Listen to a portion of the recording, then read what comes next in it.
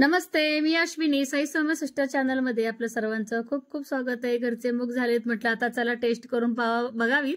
तर मूग भाजून घेतलंय आणि इकडं कारली. तर कारलं मी करताना काय करत असते, कारल्यावरचं जे काही कठीण आवरण आहे ना ते पूर्ण काढून घेते. त्याच्यामुळे जे काही त्यातलं थोडासा कडूपणा आहे ते पूर्ण निघून जातो आणि ते काही कामाचं पण नाहीये. जसं आपण बटाटाचं साल काढतो सेम त्याप्रमाणे मी अंतराळी काढलेले आणि त्यातले बिया पण पूर्ण काढून 4 भाग केलेले आहे भरण्यासाठी आणि कुकरमध्ये शिजवणार. एरवी पातेल्यात 3 ते 4 मिनिटं शिजवलं तर चालते. म्हणजे असंही कुकर लावते तसंही लावते म्हटल्यानंतर आपलं कारलं कुकरमध्ये शिजवणार आहे. पण मी एक चूक झाली माझ्या हातनं, तुम्ही का तसं नका करू. बघू शकता एकही ते मी पाणी घातलेलं नव्हतं. मिठाच्या पाण्याने कारल्यामधलं इतकं मीठ आणि भरपूर असं कारलं शिजलेलं गेलं होतं. काही हरकत नाही, असं पण खूप छान लागतं. तर आणखीन 1-2 पाण्याने थोडंसं हाताने खळबळून घेते आणि कारलं स्वच्छ धुवून घेते, जेणेकरून आपलं जो काय कडूपणा थोडासा जातो. तर हळद घेतले, मीठ घेतले, धन पावडर, काळं तिखट आणि लाल तिखट आणि भरपूर असं लसूण, खोबरं आणि आल्याची पेस्ट घेतलेली आहे घरगुती आपलं. तर आहे असं जे काय सारण आहे कोरडंच मी आपल्या कारल्यामध्ये भरून घेते. तर कारलं जर आपल्याला कुकरमध्ये जर आपल्याला असंच तर डब्यात शिजवायचं असेल तर 2 शिट्ट्या बस होतील. सहसा पातेल्यातच तुम्ही शिजवून घ्या. माझा थोडा अंदाज चुकलाय, काही हरकत नाही. तरी खूप छान झालेलं कारलं. तेल टाकले, जिरे मोहरी, कढीपत्ता, भरपूर असं परत एकदा लसूण खोबरं, थोडंसं तिखट वापरलं होतं कारण की सारणामध्ये तिखट भरलेलं आहे. मीठ तर मी ऑलरेडी घातलेलं आहे त्यामुळे मी मीठ घालत नाही. अगदी हलक्या हाताने एकसारखं खालीवर करून घ्यायचं आणि थोडंसं मी सारणामध्ये अगदी चिमटभर असं गुळ वापरले. गुळ ऑप्शन आहे पण मी थोडंसं वापरलंय पहिल्यांदाच. खरं सांगू का, खूप छान अशी कारल्याची भाजी आपली झालेली होती.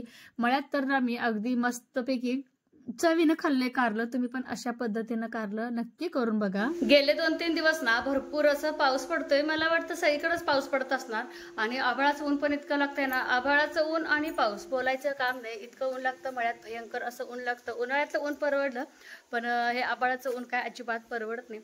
रात्री पण इतका भयंकर पाऊस झाला, अक्षरशः तुम्हाला म्हणजे आधीच्या व्हिडिओमध्ये पण तुम्हाला दाखवले बघा की आमचा जो रस्ता रिपेरी केला होता, मळ्याचा जो पूल होता छोटासा, ते परत वाहून गेले म्हणे. हे मला सांगत होते बघा. आभाळ आले म्हणूस तर असं ऊन येते, ऊन आले की म्हणूस तर आभाळ येते. धड कपडे वळत नाहीत, कुठल्या मळ्यातली कामं होत नाहीत आणि जास्त पावसाचा परिणाम काय झाला तुम्हाला सांगते. जे मुगाच्या शेंगा आल्या होत्या आमच्याच नाही सगळ्या शेतकऱ्याच्या, जोपर्यंत घरात लक्ष्मी येत नाही तोपर्यंत काय खरं नाही. काहीच भरोसा नाही शेतमाल घरी येईपर्यंत. किती आपण राबा आणि माल यायच्या दृष्टीनंच आपण खूप राबत असतो. जसं की तुम्हाला सांगते, काल मी आणि आई, मी एकटी नको म्हणल्यानंतर आईनं जर भीती असते मळ्यामध्ये, तर आई आल्या तर सोबत. पण फुलाच्या बागडी बरंच आईने मला मदत केली. आई आणि मी मिळून दोघींनी बघा तेवढ्या मुगाच्या शेंगा तोडल्या. तर हे परवा दिवशी मी एवढ्या तोडलेल्या होत्या. इमात्या घेतले होतं म्हणजे का सोबत पण पाहिजे आणि इमात्याला काम पण होतं. म्हटलं चला तर गरीबाचं आपल्याबरोबर थोडंसं होईल भलं म्हटलं. तर थोडंच ऊन आहे आणि त्या उन्हानं शेंगा कसं उलट दाखवते तुम्हाला. आणखी ना मी ह्याला अजिबात बडवलं नाही, काय नाही. ऊन जसं येईल चट आवाज येतं आणि हे बघा असे शेंगा उलतात. आता ही शेंग उलायला लागली. उलूनच मी म्हणजे ह्याला असं लाकडाने न मारताच असं उन्हानंच इतकं ऊन बघा, उन्हानं आपलं मूग खाली आलंय. आता आपलं काय काम करायचं, आज मी नाही ह्याला बडवणार. का सांगते नाही बडवणार, एकतर मळ्याला जायचं आहे असं मी म्हणते आहे. ह्यांना सोडा मळ्याला आणि जेवढं उलेल तेवढं उलेल आणि मळ्यातनं आणल्यानंतर परत हे मूग सगळं एकसाथ सगळं बडवून घ्यावं असं मी विचार करते. मळ्याला हे नको म्हणतात, काय नको म्हणतात ते सांगते. भरपूर असं ऊन पण नाही, पावसात अडकशील बोलतात, पण एक तोड होईल. एक तोड झाली की मुगाचं टेन्शन गेलं. तर एकदमच तुम्हाला सांगते किती मूग झालं काय नाही. आणि थोडं जे पाकडलेलं पुढचं असतं ना, म्हटलं ते वेस्ट जाऊ द्यायचं नाही, आपण घरात खायचं ते. तर त्याचीच भाजी मी आज मुगाची भाजी बनवली होती, ती सईपरीला पण दिली आणि त्याची रस्सा भाजी पण केली. आणि हे मुगाच्या शेंगा बघा, हे आपल्या शेतकऱ्याचं काजू बदाम आहे. तर 13 वर्षापूर्वीचं हे आमचं आहे लग्नाचं अल्बम. संदीप वेड्स अश्विनी. लग्नाची तारीख 3/6/2011. तर ह्याच्यावरून बघू शकता लग्नात मी कशी होते. तर हे बघा ह्यांनी आणि मी वरतीच लावलेले आहे आपलं. आणि चला बघायला चालू करू हळदीचे फोटो. हे बघा फोटो स्टार्ट करते दाखवायला. हळदीच्या अगोदर आदल्या दिवशी तर ह्यांनी आलेले आमच्याकडं, ह्यांनी परत आमच्या ननंदबाई आणि बरंच त्यांचे कोण आलेले बरं का. तर ही माझी आत्या आहे. तर हळदीच्या अगोदर ना असं कळसात पाणी घातलं जातं, हे बघा. आणि थोडंसं सोरेगाव जे आहे माझं माहेर, थोडंसं कर्नाटकात बाजूला जातं. तर असं एक चिपाट असतं, त्याला एक पान असतं आणि खाली वाटी, ते वाटीत आहे तेल. ते काहीतरी गाणं म्हणतात, मराठी गाणं खूप छान आहे ते. 4-4, 5-5 सुवासिनी बायका धरायचं, त्या वाटीत असं चिपाटाने पान धरायचं आणि असं गाणं म्हणत त्यातलं तेल ह्यांच्या डोक्यावर सोडायचं, त्यातलं तेल ह्यांच्या डोक्यावर सोडायचं आणि माझ्या डोक्यावर सोडायचं. असं होतं. त्यांनी मला आंघोळ घातली, एक तांब्या मी त्यांना घातलं. हे बघा, हे आमची अण्णा. तर किती चेहरे साम्य आहे ना चेहऱ्यामध्ये पूर्ण. ही अक्का आहे. तर अक्काने जी घातलेली साडी आहे, तर तिच्या लग्नाला बरोबर मला वाटतं 20-21 वर्ष झाली. तर ही साडी तिच्या साखरपुड्यामधली ही साडी आहे. तिच्यासाठी ही साडी तेव्हा खूप म्हणजे खूप भारी होती. हे बघा कसं दिसत होतं आम्ही, सांगा बरं का. तर मी ह्यांना हळद लावली, ह्यांनी मला लावलेत हळद. अक्का मला साखर खाऊ घालते. तर कोणाला लाज वाटत नाही. पहिल्यांदा आपण म्हणजे हे अनुभवत असतो ह्या गोष्टी. हे बघा, मी ह्यांना हळद लावते. निवांत आपलं बसणं चालू आहे. बायका आपलं हळद कुंकू वगैरे लावतायत. अक्का तुम्हाला सगळीकडे अक्काच दिसणार, कारण की लग्न आणि हळद सगळं आमच्याकडं झालेलं आहे ना. हळद झाल्यानंतर हे बघा, ह्यांच्याच मेहुण्याने उचलले. ह्यांच्याच मेहुण्याने म्हणजे आमच्या अण्णांच्या बहिणीचा मुलगा, जसं की ह्यांच्या आत्याचा मुलगा. तर ह्यांनी उचलले ह्यांना. आणि ही माझी हळदीची साडी आहे. तर माझ्या हातीची बहीण आणि माझी दोघांची चॉईसची ही साडी आहे. तर तुम्ही मला कमेंट बॉक्समध्ये सांगा साडी दाखवू अश्विनी, तेव्हा मी नक्की तुम्हाला दाखवेन साडी. तर हा माझ्या बहिणीचा अक्काचा छोटा मुलगा, आता खूप मोठा झाला आहे. तर हे बघा माझे हळदीचे फोटो. छान ह्याने असं ना कुर्ता घेतलेला भारी. मला असेच कपडे आवडतात खरं जर बोलायला गेले तर. हे बघा, तर त्यावेळेस ही साडी खूप भारी वाटायची आम्हाला. पूर्ण ह्याला कुंदन वर्क आहे आणि बघायला गेलं तर खूप जड अशी ही साडी आहे बरं का. खूप जड साडी आहे. तर पूर्ण डिटेल साडी अशी दिसते बघा तुम्हाला. मेहंदी तर बघा किती मोठी काढलेली मी. आणि माझ्या ननंदबाई सीमाताई, पण ह्या पण माझ्या सख्या चुलत ननंदबाई आहेत. तर मला सख्खी ननंद ह्या एकटीच आहेत. आणि आपल्या आई बघा किती यंग आहेत आई. खूप यंग आहेत आई, आपल्या आई. आणि आमच्याकडे हळदीच्या वेळेस, लग्नाच्या वेळेस जे म्हणजे मुलाचे आई वडील वगैरे असतात, आमच्याकडे माहेरी पद्धत नाही, ह्यांच्याकडे आहे, असं मोळवट भरतात बघा. मला त्यावेळेस नवीनच वाटलेलं हे. आणि ही पण माझी सख्खी चुलत ननंद आहेत बरं का, ही सुद्धा माझी म्हणजे ह्यांच्या काकाची मुलगी.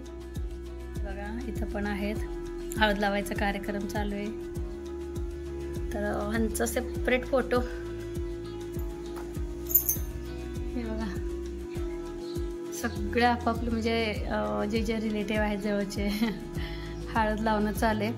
ह्यांच्या बघण्यावरनं तर असं दिसतंय कोणावर तरी चिडून काहीतरी इकडे हळद लावणं तर चालू आहे, इकडे त्यांचं चिडणं चालू आहे. मला पक्क माहिती आहे, काय सांगते, फोटोग्राफर सोबत काय तर हे हुज्जत घालत होते, एवढं मला नक्की माहिती आहे. त्यावेळेस हे सीन आहे, मला बरोबर आठवले. लय भारी भीती पण वाटत होती मला यांची त्यावेळेस, बाबा किती चिडके आहेत म्हणून. आणि हे बघा, तर ह्या बाजूला माझ्या हातीच्या दीदीचं, माझं आणि माझ्या हातीच्या दीदीचं एकदम लग्न झाले ना, तर इकडे हातीच्या दीदीचं त्यांचे पाहुणे तिकडे हळद लावतात. आता आमचं आलेगावचं फोटोग्राफर आहे म्हणून फक्त आमचंच फोटो सेशन चालू आहे. जसं की बघा, हातीच्या बहिणीचे दीदी आहे, सॉरी ननंदबाई आहेत.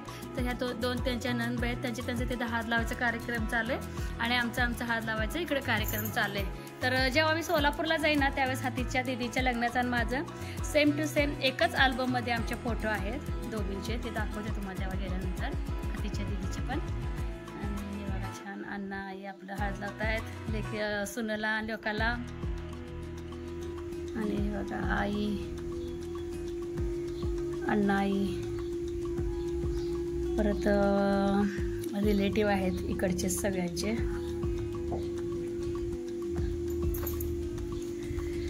परत असं सेपरेट वगैरे.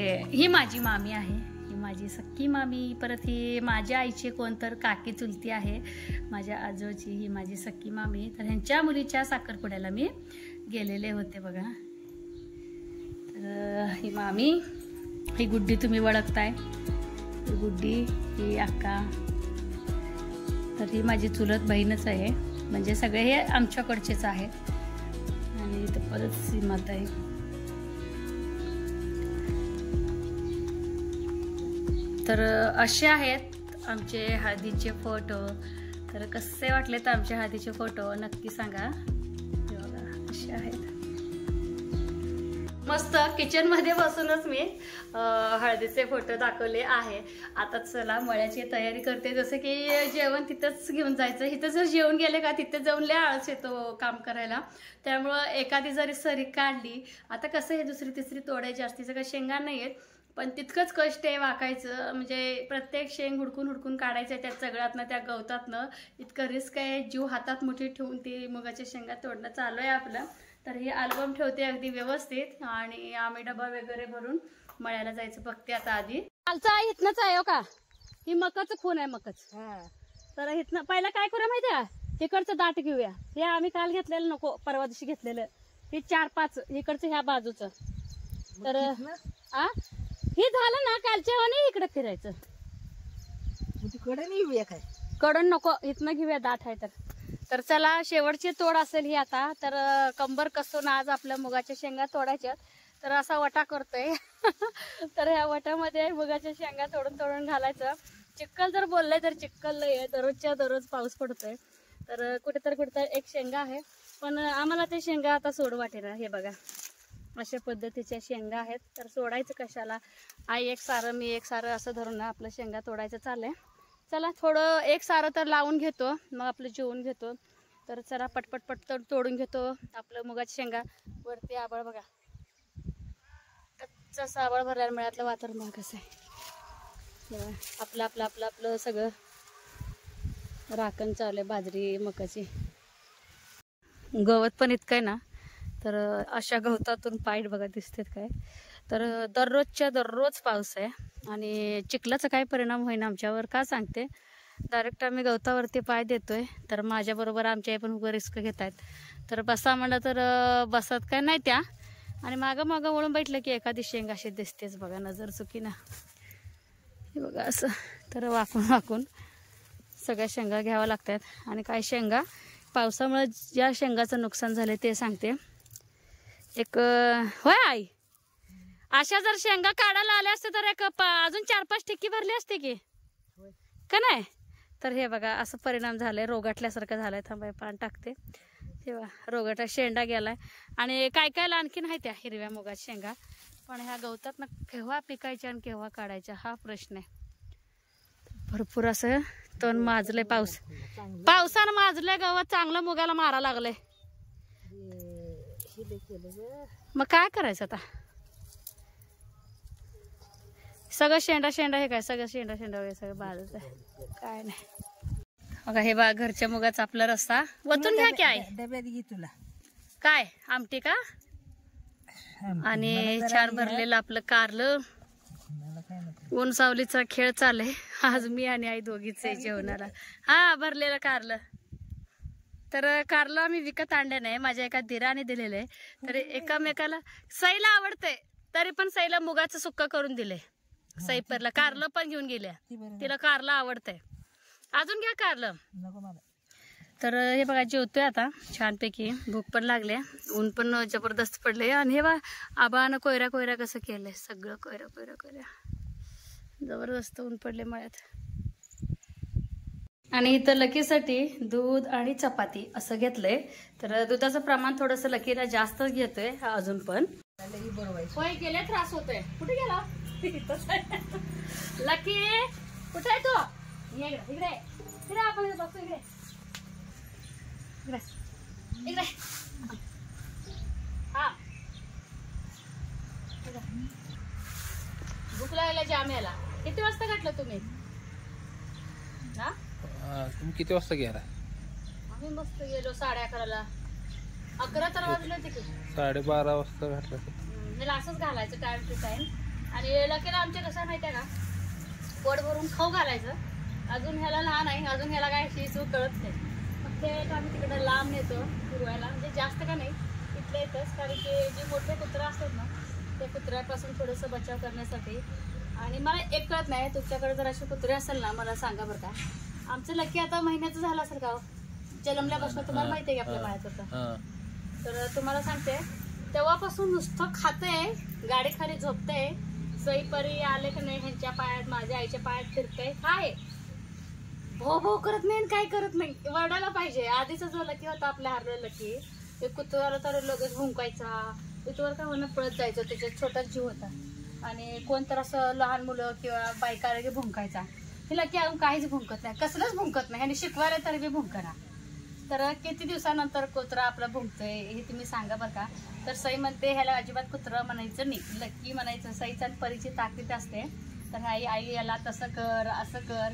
तर चला तोंडात आलं माझ्या. तर लकी आमचं भुंकत नाही का भुंकत नाही हे मला सांगा. आणि ह्याची जात पण मला नेमकं कळे ना, साधावाला आहे का कसा आहे. दिसायला तर क्यूट दिसते नाही. भूक लागलंय ह्याला, असं 3-4 टाइम घातलं ना सारखं घालायला एक गोष्ट ठेवा लागलाय. खा हे ते आबा आणलं गेलं बघ सगळं.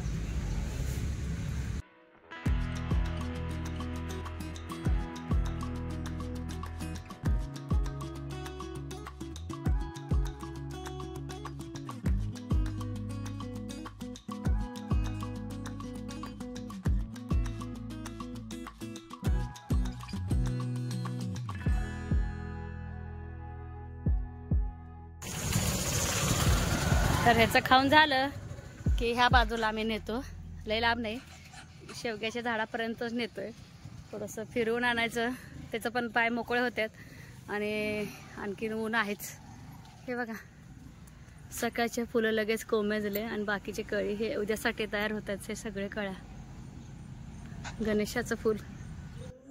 दररोजची साफसफाई तिथल्या तिथे जर केली तर जास्तीचं धुरळा होत नाही.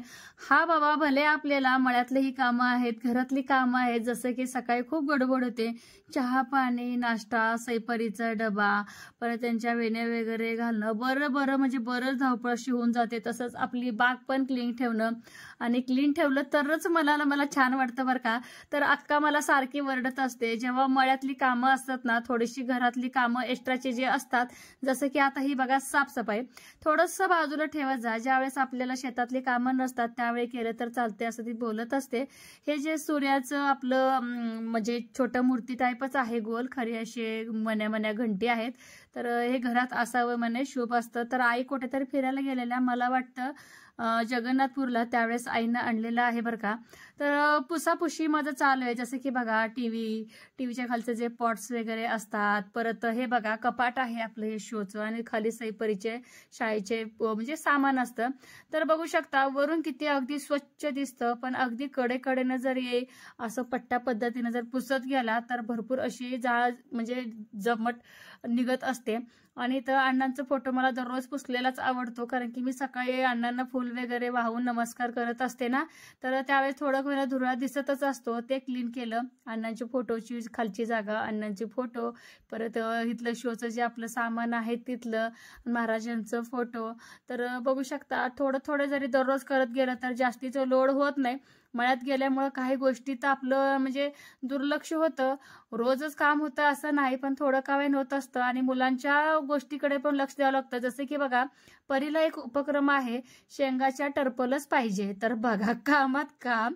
तर शेंगा तर मला नकोय होत्या सोलायला किंवा काही गरज नव्हती, पण परीसाठी मला टर्पल देण्यासाठी माझं इथं शेंगा सोलायचं चालू आहे. तर मुलांचं पण बघावं लागतं बरं का.